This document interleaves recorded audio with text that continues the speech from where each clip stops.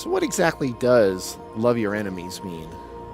It's thrown around a lot in religion, especially Christianity, but I would say most people have pretty big issues with this phrase. It's one of the questions I get asked a lot in my teaching, working with the ancient Aramaic language of Jesus.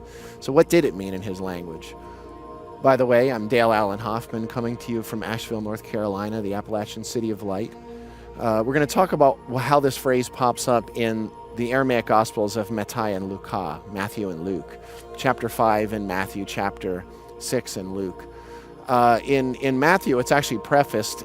There's a lot more depth if you look all around. I don't like really pulling things out and just focusing on a couple of words without talking about what's around it. But I want to, in the honor of keeping this video short, we're going to kind of do that, skim the surface a little. But I want to give you a deep insight into just what that phrase itself means, love your enemies.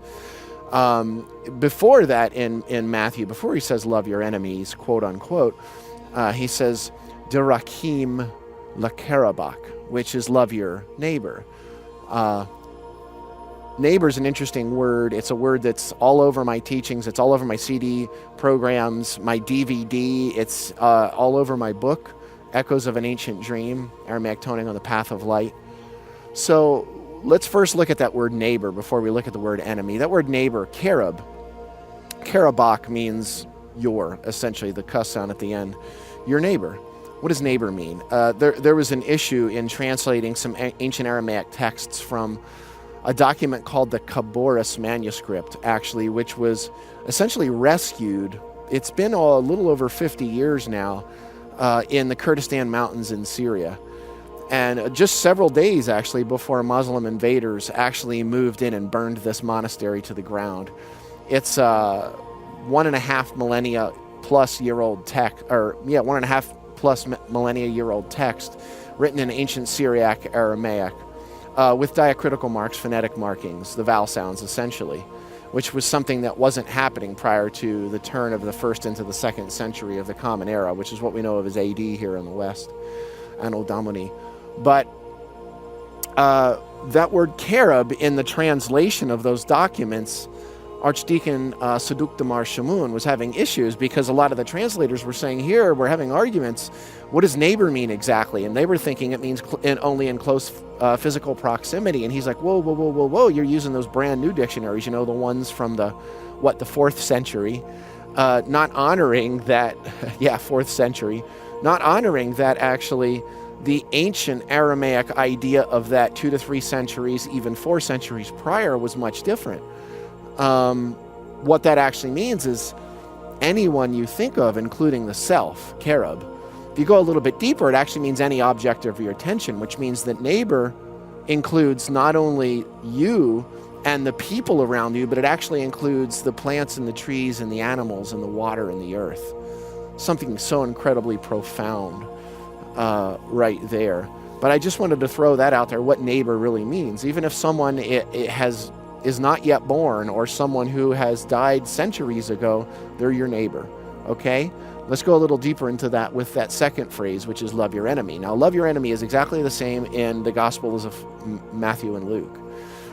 It sounds like this, and it's not an easy one to pronounce in Aramaic. I kind of make jokes about it sometimes. Achebu, it's an easy word.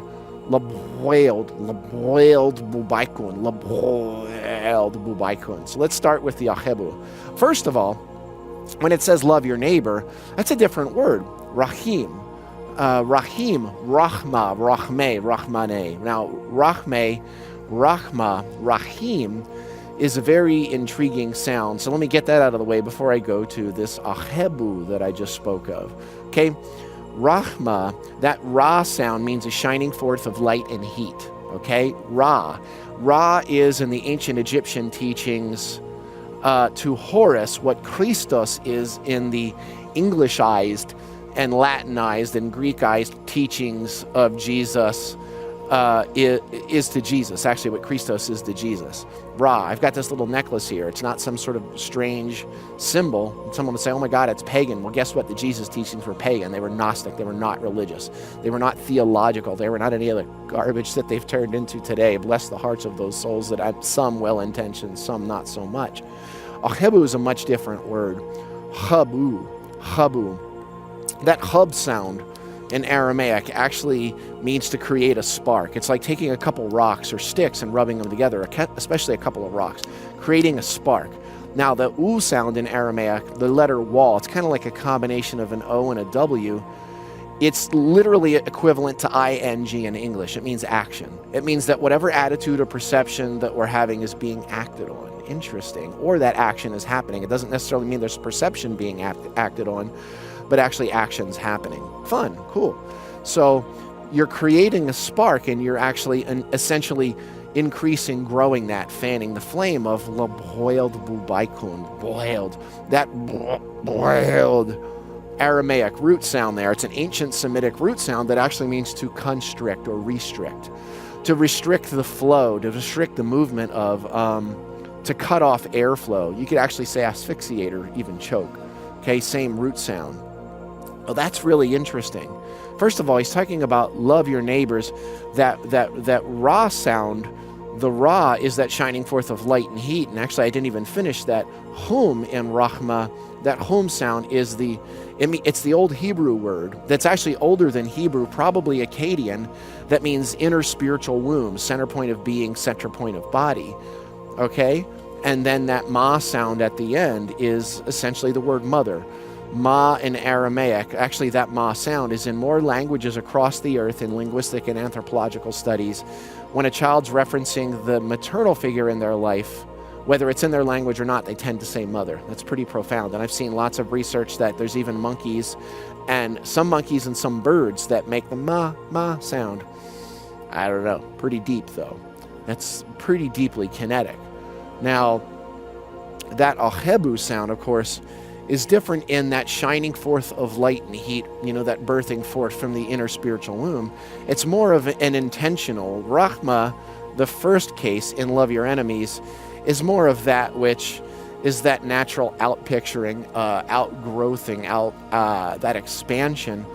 And there is a lot more of an intention to Huba. Huba is actually something that we make a choice about, that you're going to create that spark and fan the flame of those that you stop breathing in the presence of. Well, guess what? That's exactly what it means. Laboiled bubaikun. Let's get into that just a little bit. First of all, whenever you see the word spirit in the Jesus teachings in the Bible, especially in the Jesus teachings, cross out the word spirit, which is spiritus. Hello, Mr. Fly. Which is spiritus. Spiritus is a word that Yeshua never heard in his lifetime, would have been completely foreign to him in concept. We think of spirit as something that's just kind of out there somewhere. What that word is in Aramaic is ruha. And what ruha means is frequency or vibration. That means more accurately, the rise and fall of breath, the beating of your heart, the movement of air across your skin. So think about that. Those moments when that's stopping, when ruha stops, when your breath stops, when your heart stops. Maybe it's somebody pulling out in front of you on the road. Maybe you just found out that someone you love was tragically killed. Maybe somebody that you have an absolute deep, incredible passion for all of a sudden came into your field of vision, and it's like, I'm like that with my wife every single solitary time I see her, even if it was 5 seconds earlier. We're in the middle of a 14-day cleanse fast right now. And I mean, my soul, my heart, my consciousness, my energy body's wide open, both of us. People are telling us we look 10 years younger, which is really cool. Yesterday was actually Loretta's 40th birthday. Beautiful. So we can make jokes about being over the hill because we don't feel it, not even slightly. That insight of what happens when you have those moments, it's a catalytic moment where the energy body opens, your temple opens up, and all of a sudden, kind of like an orchestra going from barely audible to wide open, playing something, all of a sudden all those frequency patterns that may be out of tune start voicing. And our body, our temple's first response to that is to actually contract and or retract and lock down. Why? Usually because there's something that's arising in the system. There's some frequency patterns, and we'll have lots more videos about those coming soon. There's some frequency patterns that we don't like necessarily the way they feel. So the instantaneous response is to stop breathing. And the heart stops. And there's all these different processes that are happening in your body where you're going to a bit of a suspended animation of sorts. So why would we lock down ruha? We lock down the breath and the heart stops because it's just really strong, what could feel like intense frequency patterns that are voicing in our energy body. That's something that in the ancient teachings was called daimonia. In Koine Greek, it was called shiadein in Aramaic. I'm not going to go too deep into what that means now because that's coming in a video coming very soon in the next couple of weeks. But I will say that what daimonia and shiadein mean is not a demon of something outside of you that somehow comes in and infects you, but rather it means an unvoicing frequency pattern. It means an unvoicing spirit or force. Something that hasn't been speaking freely. So when that car pulls out in front of you on the road, you find out someone you love was tragically killed, or that person walks into the room where all of a sudden you constrict. So what he's saying is what? Create the spark, fan the flame, get roha going. Start breathing so that we can allow ourselves to feel whatever it is that's voicing that we're trying to suppress, repress, and or shut down. Remember, your suffering is always in 100% direct proportion to your resistance. If you're suffering, you're resisting, period. Period. And the intensity of that suffering is in direct proportion to either your resistance or willingness to allow. I'm always saying open, be open, be open, be open. In the Aramaic word, fatach, be open. Powerful, powerful town. That fatach sound is all over in Yeshua's teachings, talking about open, open, open, be open. So that is one of the central keys here. I was mentioning that spiritus word, and what you can do is take and just go into an old Bible and cross out the word spirit and write breath above it. And you're going to have a much more accurate understanding of what Yeshua was really speaking of. Not spirit as in something that's lollygagging all over the place, you don't have a clue what it is, but rather the rise and fall of one's own breath, the beating of one's own heart, the movement of air across your skin. Very powerful, very, very powerful insight. Now, I want to just add one little cap on this, which is that just because you stopped breathing, it's not necessarily a bad thing. That's also going to happen in moments of beauty when you're in that beautiful, those beautiful spaces where maybe you just lost a loved one and your heart's wide open, and then that song that you love, that was their favorite song, just came on the radio. For my mother, it was The Rose, from Bette Midler. Just wow. And it's like the temperature's just right. Everything just sets up right, that you have this beautiful, tremendous gratitude and this outpouring of love. Yet there's also what Khalil Gibran called that pinion of sadness. Very beautiful moment of that state of, I'm going to talk about in a future video without naming it here. I'm going to talk about what that state really was, that somehow has been completely bastardized and turned into something, quote unquote, bad that we're not supposed to do or feel now. We're going to talk a little bit about that. So those moments, as an example, the birth of a child, you're not breathing. And you notice there's only some moments in your childhood that you tend to remember. And I would offer the possibility very strongly that maybe those moments that you're remembering are the moments that you were catching, your breath was catching. You remember a blip of your wedding. You remember a blip of the birth of your children. You remember a blip of running, naked in a field of flowers when you were 3 years old. And you have those kinetic moments sitting on your grandfather's lap, your great-grandfather's lap in my case. I was blessed to know my great-grandfather and grandmother on my father's side. Think of that. Beautiful. So it's not necessarily bad, but what he's saying is, once that catch happens, start breathing, allow that to integrate, allow that to voice into the system. Because those things, when we lock the breath down and we don't breathe, what actually happens is it locks into the system and it becomes daimonia or shiadein, an unvoicing frequency pattern. And then many years later, it pops up again.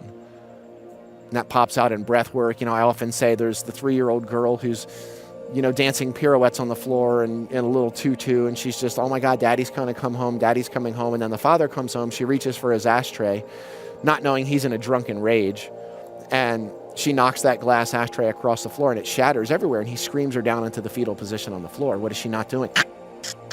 She's not breathing. So all of those frequency patterns, the pain, the suffering, lock into the system. And then she's 33 years old, she's looking at her life partner, male, female, doesn't matter. And maybe it's the scent of their breath, it's the look, it's the expression, or maybe it's anything, who knows? And all of a sudden, they're now looking at their father from the perception of a 3-year-old, and they don't even know that it's happening. And you get enough of those past layers injecting over the present moment, those unripe layers of the past or the fear of an impending future, and there's no more present moment anymore. And then you look at that partner and say, I feel like I don't know you anymore. Is it really them? Is it? Maybe they've got a part of it. This doesn't remove accountability, okay, in talking about loving your enemies. But it does allow us to hold someone accountable from a place of balance, consciousness that is awake, that is aware, that is responsible for its own realities, for its own pain, suffering, and its own inner dynamics that we're constantly projecting onto our image of them. Very deep, profound image. Very, very deep, profound image. So allow this to be in your heart. Allow it to stay open. If you want to go deeper into these teachings I've had in all my videos recently, go on my website, look on the one-on-one mentorship page, Mentorship with Dale. You can also email Aramaic Healing Circle at yahoo.com. Just keep it at that one, or office@DaleAllenHoffman.com. Either Aramaic Healing Circle at yahoo.com, office@DaleAllenHoffman.com. You can also call the Aramaic Healing Circle office phone number. That's area code 828-707-5877. 828-707-5877. If you're a minister, a teacher, a layperson, a nobody, someone who's completely lost, you don't know what the hell is going on in the world right now, give us a call. You know, if you're on my email list, reply to the emails. Let us know you're interested in the program. If money's an issue, we'll do our best to work within that, though I've got a family to support. You know, it's that simple. 3 children and a wife. I've been doing this full time. And, you know, supporting our spiritual teachers is something we haven't been doing very well with. Not so much. So it's easy to go and blow gazillions on, you know, concert tickets and sports games. And that's cool. That's awesome. That's great. But how about those that are really enriching us in ways that the sports and musician figures aren't? And being able to look at things that, and I'll say this, you know, I'm huge into music. I have been since I was born. And sports can be a big part of my life. We love the Asheville Tourists, you know, baseball. So I say to you, Amen and Namaste.